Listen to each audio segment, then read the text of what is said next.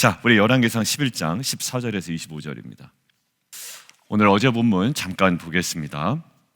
하나님께서 솔로몬에게 아주 선명하게 말씀하신 장면이 2절에 나옵니다. 솔로몬뿐만 아니라 백성들에게 아주 선명하게 이야기하셨죠. 2절인데 일찍이 이 여러 백성에 대하여 이스라엘 자손에게 말씀하십니다. 뭐라고요? 너희는 그들과 통혼하지 말라. 그들도 너희와 통혼하게 하지 말라. 결혼 금지. 근데 결혼 금지에 목적이 있습니다. 왜 결혼을 금지시키냐 하면 뒤에 연결되죠. 그들이 반드시 너희의 마음을 돌려 그들의 신들을 따르게 할 것이기 때문에 그렇습니다. 하지 말라. 결혼 자체에 문제가 있다기보다 결혼을 통해 솔로몬의 그리고 이스라엘 백성의 영적인 면이 무너질 수 있기 때문입니다. 그들의 신들을 따르게 되는 결과를 초래할 수 있는 가장 궁극적인 원인이 될 수 있기 때문이죠. 근데 솔로몬이 결과는 어떻습니까? 3절 후궁이 700명, 첩이 300명, 1000명이에요. 결국 그의 여인들이 왕의 마음을 돌아서게 합니다. 9절 보세요. 솔로몬이 마음을 돌려 이스라엘의 하나님 여호와를 떠납니다. 여러분들 너무 바보 같지 않나요? 그죠? 우리가 보기에 하나님께서 솔로몬에게 너는 무엇을 원하느냐라고 할 때 그 총명한 지혜와 마음을 달라고 하고 하나님께서 그 솔로몬의 어떤 구함의 내용을 들으시고 너무나도 감동받으셔서 그에게 구하지 아니한 것도 풍성하게 주셨는데 솔로몬이 왜 이렇게 갑자기 변하게 된 걸까요?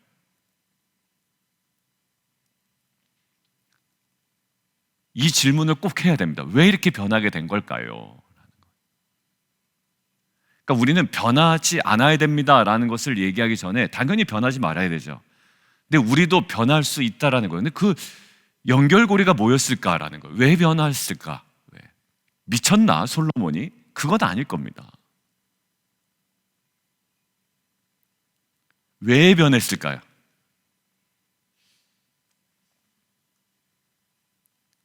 어디서부터 단서를 찾을 수 있냐면 솔로몬이 누구랑 결혼합니까? 애굽 왕 바로의 딸과 결혼하죠. 아무것도 아닌 것처럼 보여요. 자, 그런데 그 결혼 이후에 애굽은 그럼 왜 솔로몬과 자기의 딸과 결혼을 시켰을까라는 거예요. 목적은 딱 한 가지죠. 솔로몬이 좋아서가 아닙니다. 솔로몬과 동맹을 위해서입니다. 현실적인 이유가 있는 거예요. 솔로몬과의 동맹을 위해서. 그리고 솔로몬은 다시 질문이에요. 왜 이렇게 많은 여자를 데리고 와요? 여자를 좋아해서. 아니요, 그것으로 다 표현될 수 없는 이 왕 솔로몬으로서 입장에서 생각을 해야 됩니다. 단순히 여자를 좋아해서는 아닌 것 같아요. 어떤 목적이 있을까요? 다분히 왕으로서 그 나라를 유지하기 위한 현실적인 목적이 있단 말이에요. 어떤 목적이요? 동맹입니다. 결혼 동맹이에요. 그러니까 하나님께서 결혼하지 마라, 통혼하지 마라, 이 이야기는 솔로몬에게 이야기한 것이 아니라 사실 이스라엘 백성에게 일찍이 얘기하신 겁니다. 근데 결혼을 금지하는 목적은 결혼을 통해서 이방의 문화와 이방 신들이 들어올 통로가 너무 쉽게 열리기 때문이거든요. 그러니까 굉장히 조심하라고 이야기했습니다. 그런데 솔로몬은 어디에 지금 현실적인 그 눈이 딱 꽂혀 있냐면 이 나라를 안전하게 도모하기 위한 이 동맹에 지금 온 생각이 거기에 집중되어 있는 겁니다. 이 여자 저 여자 육체적인 관계를 맺기 위함이 아니라 솔로몬은요 아주 다분히 현실적인 거예요. 장사 좀 잘해보려고, 쉽게 얘기하면. 다른 목적 아닙니다. 장사 좀 잘해보려고, 국가 좀 부강하게 유지해 보려고, 우리의 가정 좀 윤택하게 좀 유지해 보려는 그 현실적인 목적이에요. 근데 하나님은 뭐라고 말씀하시냐면 이렇게 얘기합니다. 하나님의 명령을 어기는 거래요, 그게. 그리고 하나님을 떠난 거라고 이야기를 합니다. 그러니까 솔로몬은 아마 이해가 안 갔을 거예요. 그래서 아마 귀뚱으로도 안 들었던 것 같아요. 그게 제가 귀뚱으로도 안 들었다는 그 근거가 9절에 있습니다. 여호와께서 일찍이 2번이나 그에게 나타나시고 다른 신을 따르지 말라라고 말씀하셨는데도 솔로몬이 듣질 않아요. 여호와의 명령을 지키지 아니하였대요. 그러니까 솔로몬에게는 어떤 마음이 있냐면, 나는 사실 다른 목적 아닙니다. 나라를 부강하게 하기 위함입니다라는 명분에 사로잡혀 있었던 것 같아요. 난 다른 거 아닙니다. 내 비즈니스 잘 되게 하려고 하는 겁니다. 잘 되면 또 하나님께 영광도 되지 않습니까? 라는 거예요. 여러분들 그 명분 앞에 누가 뭐라고 그러겠어요? 여러분들 이 명분 속에 자기도 모르는, 명분 속에 감춰진 자기도 모르는 하나님을 떠나는 걸음들이 있다라는 거예요. 솔로몬이 막 여자를 너무 좋아했다. 이것은 그냥 세속적인 평가고요. 솔로몬은 왕입니다. 한 나라의 왕이에요. 한 나라를 다스리기 위해서, 정확하게 다스리기 위해서 하나님께 지혜를 구했던 자예요. 지금 어느덧 나라를 더 부강하게 하고 유지하겠다라는 그 어떻게 보면 그럴듯한 명분 속에 지금 어찌 보면 자기도 모르는 덫에 걸려버린 겁니다. 솔로몬은 무슨 얘기만 하고 있을까요? 아닙니다. 다 이게 이 사람들과 동맹을 맺고, 이 사람들과 동맹을 맺고, 이 사람들과 동맹을 맺고, 수많은 여자들과 혼인 관계를 통하여 동맹을 맺어서 보십시오. 얼마나 부강합니까? 얼마나 안전합니까? 사람들이 나를 찾아오고 스바 그 여왕도 와서 나에게 넙죽 절하고 금 120달란트도 나에게 바치고. 그러니까 이게 사실 솔로몬도 몰랐던 거예요. 근데 하나님의 평가는 딱 한 가지입니다. 뭐라고요? 명령을 어겼다라는 거예요. 그런데 지금 저는 오늘 어제 본문에서 하나 발견했습니다. 뭐냐면 인식의 차이. 나는 뭡니까? 나는 동맹이라는 거야, 이게.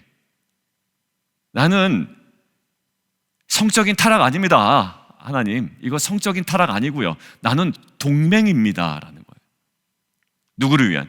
국가를 위한, 국민을 위한 동맹입니다. 효율적인 동맹입니다. 너무나도 잘 선택한 겁니다. 라는 거예요. 나는 하나님 떠나지 않습니다. 그런데 사실 하나님의 말씀은 명령을 어기는 것이고 하나님을 떠난 거래요.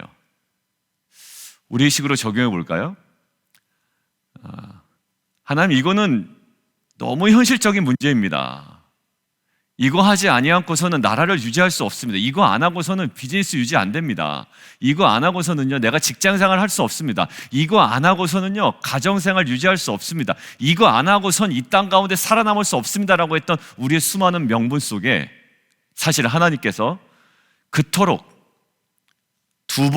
일찍이 2번이나 나타나신 것처럼 계속 경고하셨던 말씀이 있었던 거예요. 심지어 이런 거예요. 나 교회 사역 굉장히 열심히 합니다. 무지 바쁩니다. 교회 사역 때문에. 그런데 그 교회 사역 때문에 무지 바쁜 상황 속에 정말 명분 좋잖아요. 교회 사역 때문에 바쁜 거 아닙니까? 근데 거기 안에 있는 자기도 모르는 숨은 동기가 있었던 거예요. 솔로몬도 몰라요. 자기 자신도 몰라요. 우리도 모릅니다. 근데 나는 그냥 열심히 한다고 한 거예요. 나라 지킨다고 지킨 것이고, 교회 사역한다고 섬긴다고 하시고, 남들은 뭐라 해도 나는 교회를 섬긴다고 섬겼는데 결국 그 안에 나도 모르는 원인들이 있었던 거예요. 하나님의 진단은 너 나한테는 마음이 전혀 떠나 있구나 라는 거예요. 오늘 그것들을 함께 좀 점검해 봤으면 좋겠습니다. 우리는 왜 솔로몬이 이렇게 됐나? 솔로몬처럼 되지 말아야지. 아니요. 솔로몬도요, 이게 그라데이션 들어가는 것처럼 이게 바로 옆에 있는 색깔이 비슷해 보였어요. 바로 옆에 있는 색깔 비슷해 보였습니다. 우리 아크릴 페인트 하니까 그렇더라고요. 옆에 있는 색깔 그냥 비슷해 보입니다. 그래서 우리 에이서 자매님 얘기했죠. 이 색깔과 이 색깔은 그냥 붙여도 돼요 라는 거예요.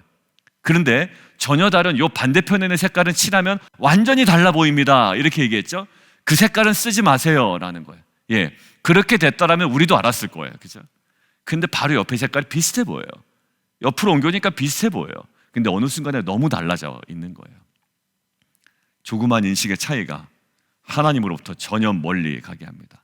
명분은 너무 정확했어요. 나라를 지키기 위한 명분이었어요. 교회를 섬기기 위한 명분일 수도 있어요.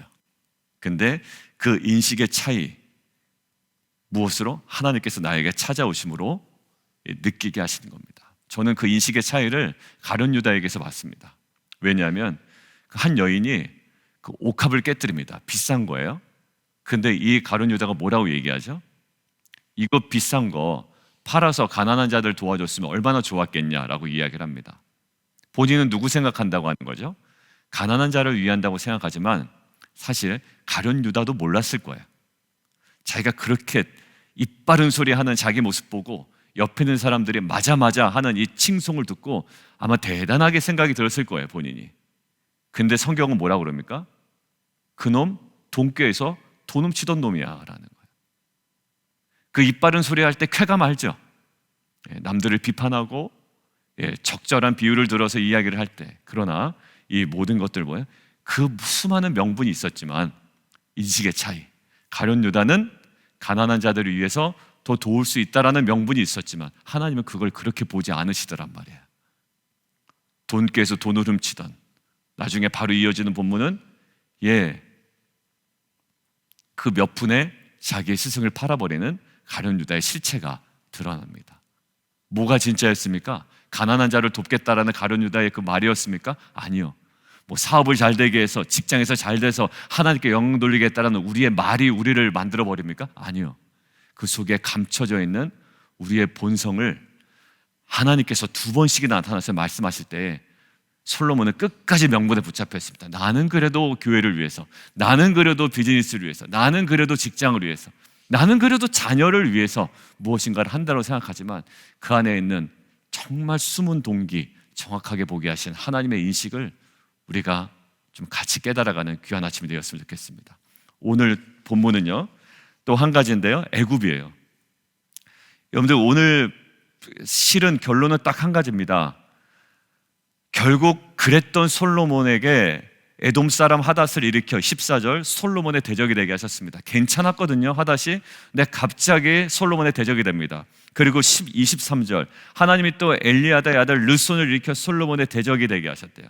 그러니까 결국 오늘 하닷과 르손이 괜찮았다가 솔로몬을 대적하게 됩니다. 이유는 뭘까요? 하나님과 솔로몬의 관계지 솔로몬과 하닷과의 관계는 아니었던 거예요. 저 사람 나랑 관계가 괜찮았거든요. 근데 요즘에 관계가 안 좋아요. 그러면 그 사람과 나와의 문제일 수도 있어요. 보통 그것이 더 많을 겁니다. 그런데요, 사실 그때 우리는 남에게 그렇게 생각하라고 강요할 수 없지만 우리가 스스로 생각할 수는 있죠. 하닷과 나와의 문제는 아니고요, 르손과 나와의 문제는 아닙니다. 여러분들, 아하스 왕이 막 아람이 침투해 들어옵니다. 이때 아람과의 문제로만 인식하고 아수르에게 도움을 청하거든요. 근데 나중에 아수르가 결국 또 이 아하스를 못 살게 굽니다. 여러분들, 돌아가야 되는 자리 어디였을까요? 아하스 왕이 하나님과의 관계 속으로 딱 나아갔어야 되는데 결국 아수르인가 아람인가 갈팡질팡하죠. 지금요, 하닷도 문제가 아니라 르손도 문제가 아니에요. 오히려 문제는 하닷과 르손을 대적으로 일으키신 하나님 앞에 제대로 서야 되는 거거든요. 자, 그런데 오늘 제가 애굽을 보려고 하는 것은 왜 그러냐면, 자, 애굽 보십시오.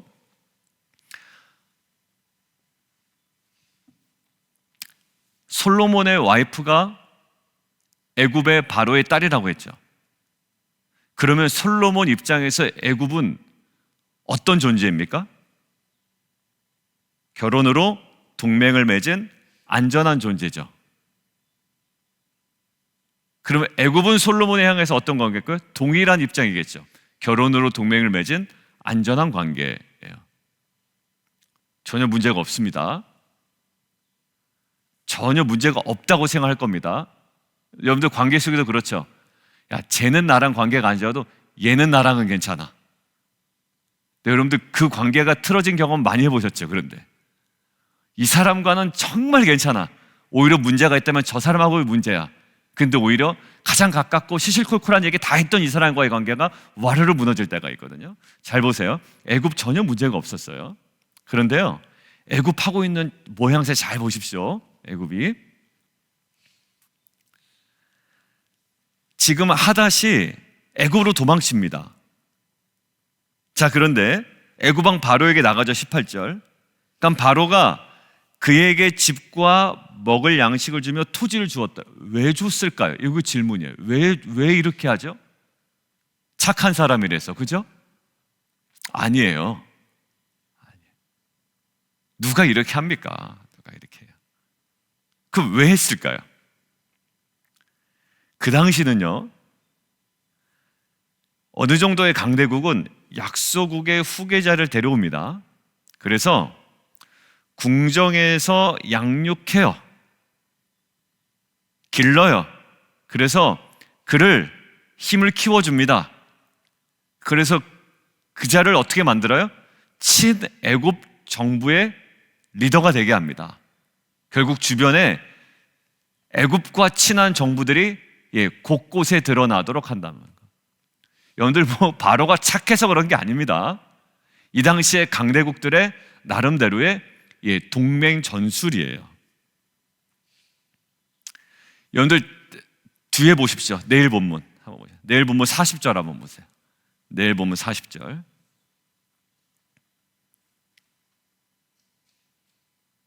내일 본문 40절. 이러므로 솔로몬이 여로보암을 죽이려 하며 여로보암이 일어나 어디로 도망갑니까? 애굽으로 도망가죠. 왜 애굽으로 도망갔을까요? 그런 관계입니다, 여러분들. 뭐 애굽이 착해서가 아니에요. 잘 보세요.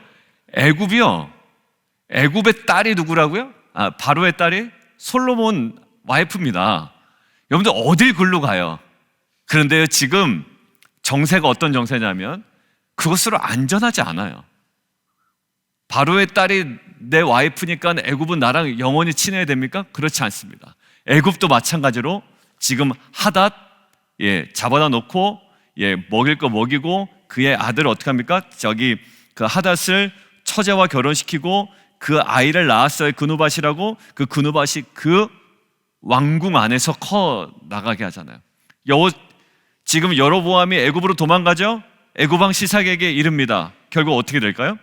솔로몬이 죽기까지 애굽에 있어요.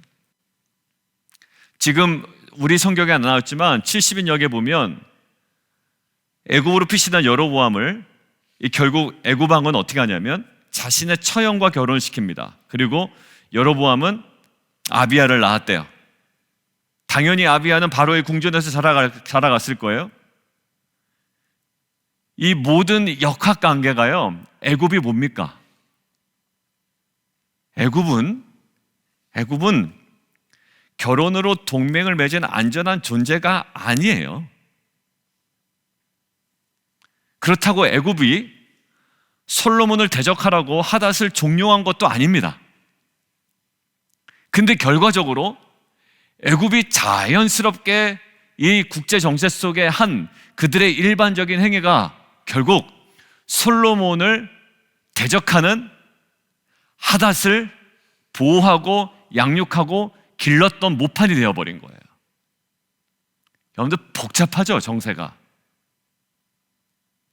그 바로의 딸과 결혼했는데 이곳은 안전하다고 생각했어요? 그렇다고 그 애굽이 막 솔로몬을 일부러 대적하려고 한 것도 아닙니다. 국제 정세 속에 그들의 자연스러운 통치 행위였어요.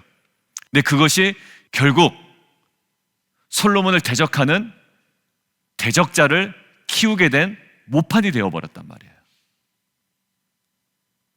여러분들 이것들 어떻게 해결해야 됩니까?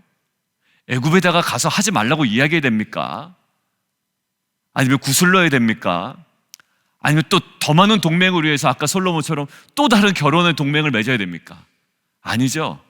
지금 이 모든 복잡한 상황에 우리의 문제도 보면 되게 복잡합니다. 쟤와 쟤가 친한 것 같은데 쟤랑 나랑은 좀 안 된 것 같고, 이게 쟤가 둘이 같이 만나서 내 욕을 하는 건 아닌가? 여러분들 여기에 한번 히스테리 걸리면요, 여러분들 정신 차리기 어렵습니다. 어떻게 해결하실래요? 그 얽히고 설킨 관계에서 여러분들 어떻게 관계를 다시 정립하실래요? 여러분들 내 편이었던 애굽이 자기도 모르게 행한 행동이 나를 대적하는 사람을 키워주는 일을 벌이고 있는데 그거 어떻게 하실래요? 애굽한테 가서 하지 말라고 얘기하실래요? 속속들이 다 얘기하실래요? 여러분들 가서 뭐 미주알 고주알 다 어떻게 뭐 수다를 떠실래요? 안 돼요. 관계 맺다 보니까요, 그냥 둬야 되는 관계가 있어요. 근데요, 그냥 두면 안 되는 관계가 있더라고요. 뭘까요? 바로 하나님과의 관계에서. 오히려 사람과의 관계, 이 사람한테 가서 저 사람 내 욕하지 못하게 만들어야지, 내가 다 알고 있다는 티를 내야지. 여러분들 이거 너무 이상하지 않아요? 여러분들 그런 어떤 기교와 기술과 사람 만난 어떤 그 모든 어떤 관계적인 방법론으로 해결할 것은 아니잖아요. 가장 궁극적인 뭐가 지금 잘못됐습니까? 하나님과의 관계가 문제됐던 거예요.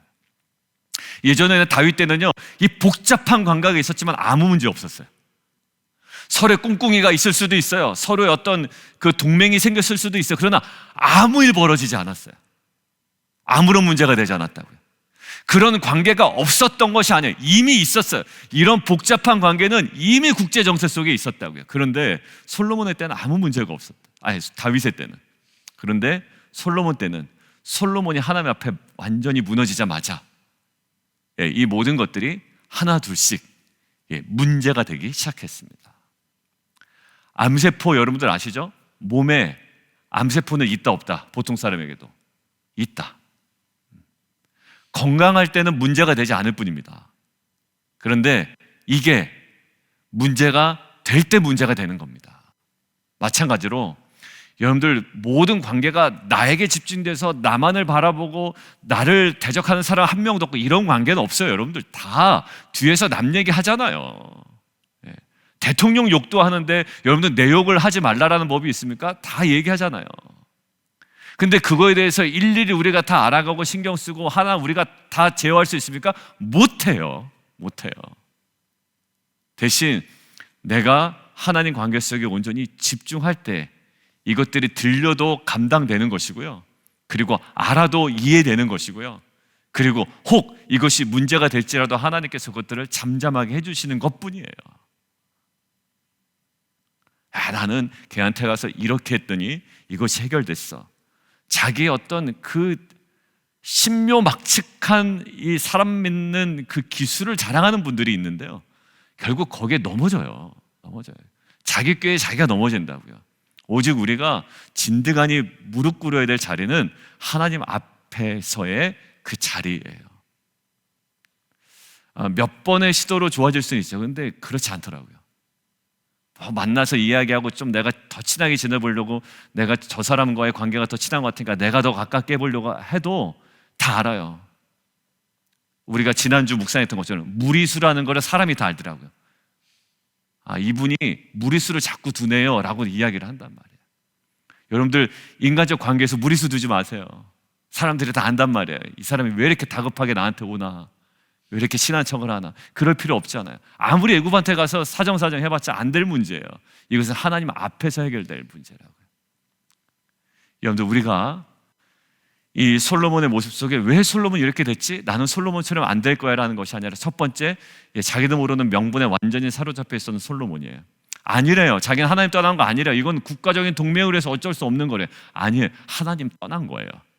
그리고 이 떠난 것은 하나님께 돌아가야만 회복되는 거예요. 그 은혜의 자리를 우리가 회복해 나가는 저 여러분 되기를 주님의 이름으로 축원합니다. 함께 좀 기도하겠습니다.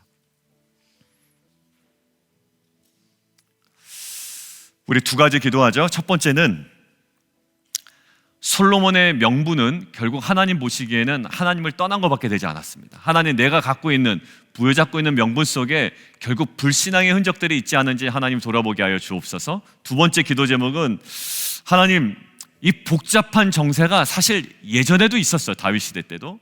그리고요, 앞으로도 사람 관계, 교회 안에서 관계 가만히 보세요.